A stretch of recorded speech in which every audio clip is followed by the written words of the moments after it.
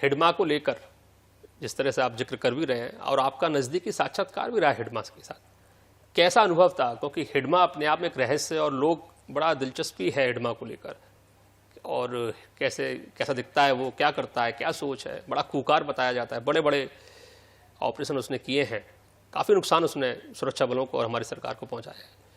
आपके साथ जो साक्षात्कार हुआ वो कैसा था हिडमा के साथ में?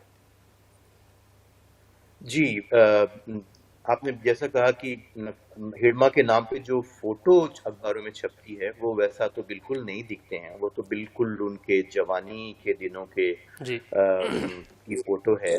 मैं दरअसल मिलने, ये जिनका मैंने पहले जिक्र किया कि माओवादी पार्टी के जो प्रमुख थे, अभी तो नहीं है, गणपति, उनसे जी। मिलने गया था। जी। ये 10-15 साल पहले की बात है। उस समय मैं किताब लिख रहा था माओवादी आंदोलन पर। तो गणपति जी के साथ 2 दिन बिताने के बाद मैंने उनसे कहा कि आप मुझे किसी प्रमुख आदिवासी नेता से परिचय करा दीजिए, मैं उनके साथ थोड़ा समय बिताना चाहूंगा। तो उन्होंने मुझे बताया तो नहीं कि ये हिडमा है, और उन्होंने भी अपना नाम मुझे वेंकटेश बताया था, जी। जबकि वो आदिवासी हैं। और वेंकटेश एक तेलुगु नाम है, तो मुझे थोड़ा शक तो हुआ। लेकिन वहाँ पे जैसे गणपति हैं, वो तेलुगु हैं। वहाँ पे मूलतः जो तेलुगु नेता हैं उनका कुछ आदिवासी नाम होता है, और आदिवासी नेता होते हैं उनका कुछ तेलुगु नाम होता है। तो हिडमा के साथ कुछ समय मैंने बिताया, पर मुझे उस समय मालूम नहीं था कि वो हिडमा है। पर जी। वो बड़े समझदार व्यक्ति मुझे लगे। जैसे आप सभी कोई जानते हैं कि सुकमा जिले की पुवती गांव से वो हैं। तो मैंने उनसे यही समझना चाहा कि देखिए, जो ज्ञान की बातें हैं, जो मतलब थियोरेटिकल बातें हैं, सैद्धांतिक बातें हैं, वो तो आपके लीडर्स ने मुझे बहुत बताया है। आपसे मैं ये समझना चाहता हूँ कि आप लोग, आदिवासी लोग, इस आंदोलन से क्यों जुड़े हैं, क्यों आप लोग इसमें हिस्सा ले रहे हैं। तो जो बातें हिडमा ने मुझे बताई थी वो मुख्यतः ये कि ये जंगल हमारा है। ये जंगल जो है वो आदिवासी की, जैसे हम लोग अभी कह रहे हैं कि माओवादी मिलिट्री आंदोलन की जान जो है हिडमा है, या जो नेतृत्व है उसकी जान जो है वो हैदराबाद में है। तो वैसे ही आदिवासी जीवन का जो सेंटर है वो जंगल है।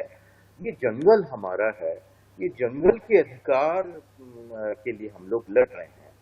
तो मैंने उनसे पूछा, ये फॉरेस्ट राइट एक्ट, जो जंगल का कानून बना है, और सरकार अब जंगल को देने की बात कर रही है, जो अंग्रेजों के साथ में आप लोगों के साथ अन्याय हुआ था कि कलम की एक सिग्नेचर से जंगल का अधिकार सरकार का हो गया था आज के कई 100 साल पहले, वो अब बदल रहा है। तो उनका ये कहना था कि नहीं, ये सब चीजें सिर्फ कागज पर ही होती हैं, और ये तो हमको लड़के ही लेना पड़ेगा। मेरी काफी लंबी उनसे बातचीत हुई कि भाई लड़के, आप लोगों ने क्या हासिल अब तक कर लिया है। वो बहुत कन्विंस्ड मेरी बातों से नहीं थे। और मैं मिलिट्री, उनके साथ में उनका बटालियन 1 भी था जब मैं मिला था। तो वो एक बड़ी बैठक थी, वो अबुझमाड़ में थी, और बटालियन 1 भी पूरा का पूरा उस समय अबुझमाड़ में था। तो उनके पास काफी ताकत है, काफी वो मिलिट्रीली सशक्त हैं, जो बटालियन 1 है। पर मिलिट्री की ज्यादा चर्चा मेरी हिडमा के साथ में नहीं हुई थी। मैं यही समझना चाहता था कि जैसे सरकार का भी जब ऑपरेशन होता है तो मारे जाने वाले लोग आदिवासी ही होते हैं। अभी अभी शुरू हुआ है कि कुछ तेलुगु नेताओं पर सरकार का वो मारे गए हैं। उसके बाद से ही हम लोगों को दिख रहा है कि ये शांति वार्ता की बातचीत बहुत तेजी से चल रही है। इसके पहले जो माओवादी बड़े नेता हैं वो बिल्कुल ही शांति वार्ता के खिलाफ थे। जैसे सुभ्रांशु जी, मनीष मैं कुमार थोड़ा जी। और आपने बोला कि हिडमा बातचीत में लगा कि काफ़ी समझदार है, आपको नहीं लगा कि वो थोड़ा सा कोल्ड ब्लड माइंडेड है, बहुत ठंडे तरीके से वो प्लानिंग करता है? आपको जैसा आपने बोला कि बातचीत के लहजे से नहीं लगा कि, या उसके व्यक्तित्व से नहीं लगा कि इतना खूंखार है कि वो इतने बड़े बड़े उसने जो ब्लास्ट किए हैं उसका मास्टरमाइंड वो है, लेकिन कहीं ना कहीं आपको ऐसा लगा होगा ना कि जैसे बहुत सातिर आदमी जो होता है, बहुत ठंडे दिमाग से किसी चीज़ को प्लानिंग करने वाला। क्या आपको लगा कि वो बहुत ही ठंडे दिमाग से सोच कर किसी चीज़ को अंजाम देने वाला वो इंसान है?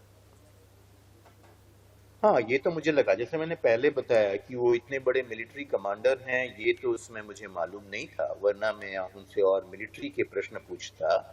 मैंने सिर्फ अपनी बातचीत इस तक ही सीमित रखा कि आदिवासी क्यों जुड़ रहे हैं, जबकि आप लोग ही सरकार की जो मार पड़ रही है, वो आदिवासी ही मारे जा रहे हैं, कोई राव और रेड्डी तो मारे नहीं जाते जी। हैं, वो तो शीर्ष नेतृत्व हैं।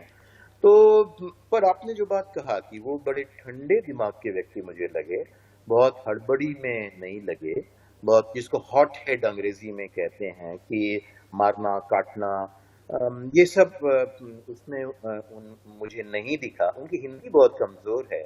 वो उन्होंने बताया कि वो दूसरी फेल हैं, वो कभी स्कूल गए थे लेकिन स्कूल में कभी शिक्षक ही नहीं आते थे। उन्होंने बताया कि हमारे गांव में एक शिक्षक आते थे, वो कांकेर से, नॉर्थ बस्तर से आते थे, और उनको भी गोंडी नहीं आती थी।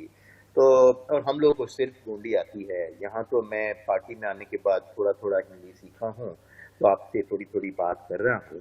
पर वो जैसे मैंने उनसे पूछा कि आपने बताया कि आप भारतवर्ष को चीन और रशिया और क्यूबा जैसा बनाना चाहते हैं, कि आपको समझ है कि चीन, रशिया और क्यूबा की आज की क्या परिस्थिति है वहाँ के क्रांति के बाद, जिसके लिए आप लड़ रहे हैं? तो उन्होंने हंस के मुझे बोला था कि क्यों आप मेरा मजाक उड़ा रहे हैं, मैं तो चीन रशिया क्या बोलूं, मैं तो सुकमा भी नहीं देखा है मैंने। मैं तो बहुत छोटा था जब से ये पार्टी में आ गया। मैं एक बार सिर्फ आंध्र गया था, जब वहाँ आप जानते हैं कि दक्षिण बस्तर से लोग मिर्ची तोड़ने के लिए आंध्र प्रदेश में जाते हैं। ये जी। साल में दो तीन महीने वहाँ काम करते हैं और उससे जो कैश मिलता है, जैसे ये तेंदूपत्ता बेचते हैं या महुआ बीनते हैं, तो उसमें मैं एक बार गया था और उसमें मैंने रेलवे लाइन क्रॉस किया। मैंने कभी रेलवे लाइन में मैं चढ़ा नहीं हूँ, मैं बस में चढ़ा हूँ बस। तो उन्होंने दुनिया बहुत कम देखी है वो। और उनसे मैंने ये पूछा था कि किस दिन आपने ये तय किया कि अब आपको इस पार्टी में जुड़ के ये लड़ाई लड़नी है? तो बहुत सरल सा उनका उत्तर था कि एक दिन एक फॉरेस्ट गार्ड आया और उसने मेरे बड़े भाई को एक झापड़ मारा। वो जंगल से कुछ लकड़ियां काट कर लाया था। मैंने उस दिन तय किया कि इसको तो मुझे बदलना है। तो जैसे उन्होंने बातें, जो सीखी सिखाई बातें हैं वो सब की, कि क्रांति करना है, हम अडानी अंबानी के खिलाफ में हैं। जी।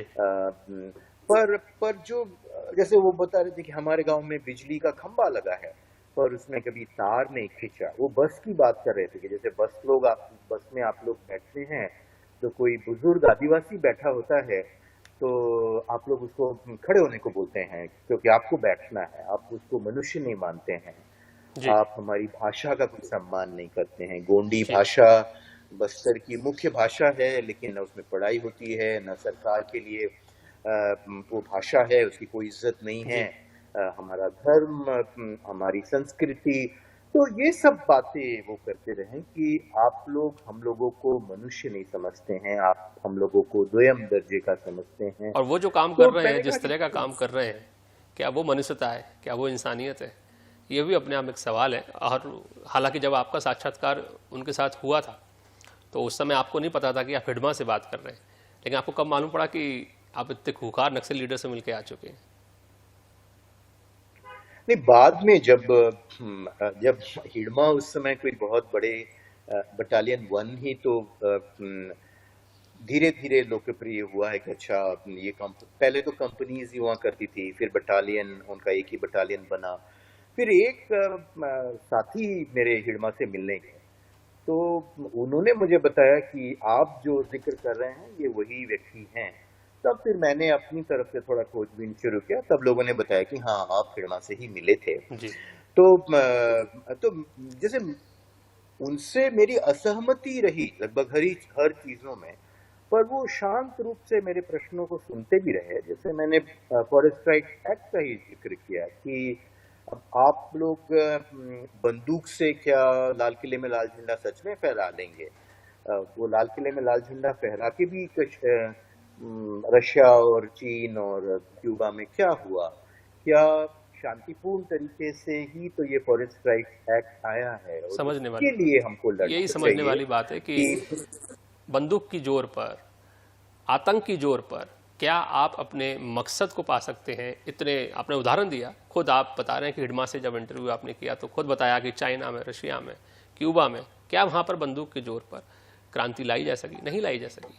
आज भी दिक्कतें हैं, परेशानी, और लोकतंत्र नहीं है। और लोकतंत्र यहाँ भारत में है। और बिल्कुल सही आपने कहा।